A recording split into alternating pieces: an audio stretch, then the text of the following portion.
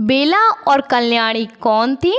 नहीं पता तो चलिए आज हम आपको बेला और कल्याणी के बारे में बताते हैं।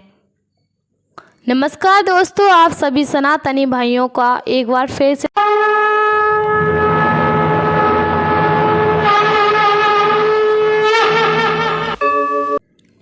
आइए वीडियो को शुरू करते हैं। तो दोस्तों, बेला पृथ्वीराज की बेटी और कल्याणी जयचंद्र की पौत्री।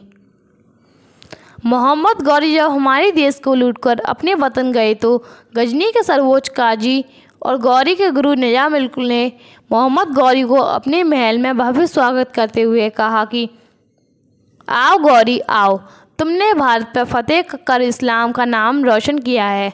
कहो सोने की चिड़िया हिंदुस्तान के कितने पर कतर के लाए हो।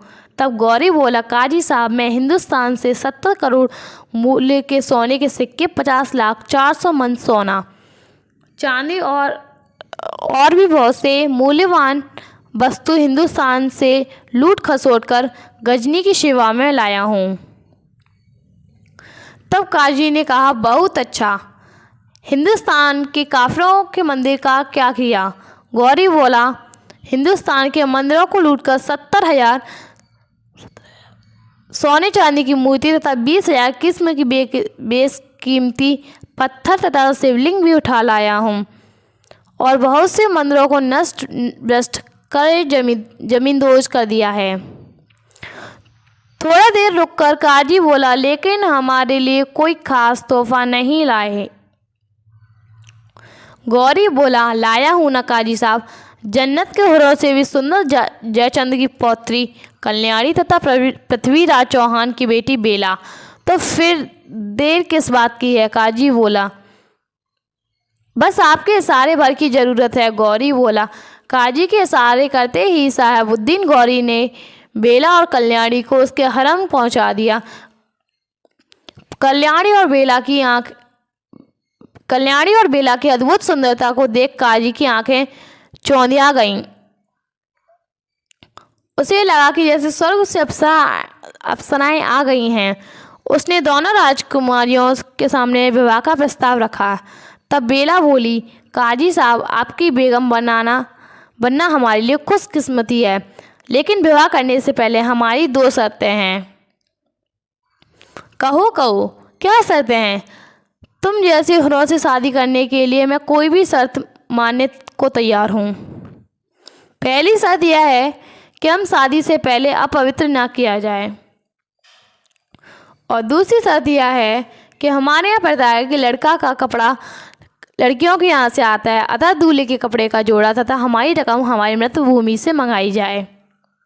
काजी बोला, मुझे तुम्हारी दोनों शर्तें मंजूर हैं।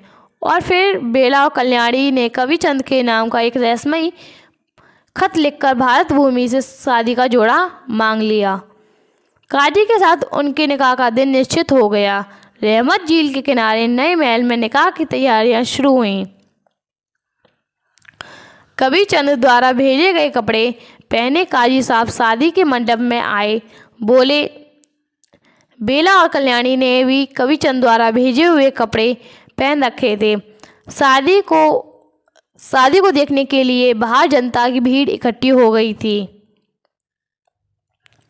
तभी बेला ने काजी से कहा कि हम कलमा और निकाह पढ़ने से पहले अपनी गजनी की जनता को झरोखे से दर्शन देना चाहते हैं, क्योंकि विवाह के पहले जनता को दर्शन देने की हमारे यहाँ प्रथा है, और गजनी वालों को भी पता चले कि आप बुढ़ापे में जन्नत के सबसे खूबसूरत हुरों से शादी रचा रहे हैं, जो गजनी की सम्मान की बात है। हाँ, क्यों नहीं, काजी ने उत्तर दिया, और बेला और कल्याणी के साथ महल के कांगड़ू पर गया। लेकिन वहाँ पहुँचते पहुँचते ही काजी के दाहिने का कंधी से आग की लपटें उठने लगीं, क्योंकि कविचंद ने बेला और कल्याणी का रहस्यमय पत्र समझकर बड़ी तीक्ष्ण विस्मय सने हुए कपड़े भेजे थे।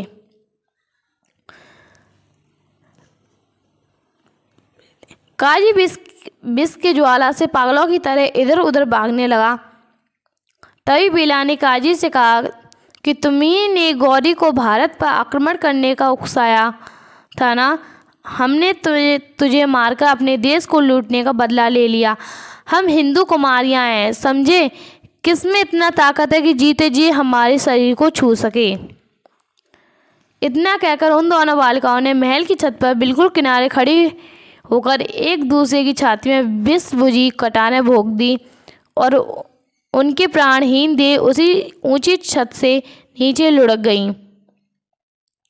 उधर पागलों की तरह इधर उधर भागते काजी जलकर भस्म हो गया। भारत के इन दिनों बहादुर वीरों ने विदेशी धरती पर पराधीन रहते हुए भी बलिदान के जिस गाथा का निर्माण किया वो गर्व करने योग्य है, पर शायद ये सब हम लोगों को पता नहीं।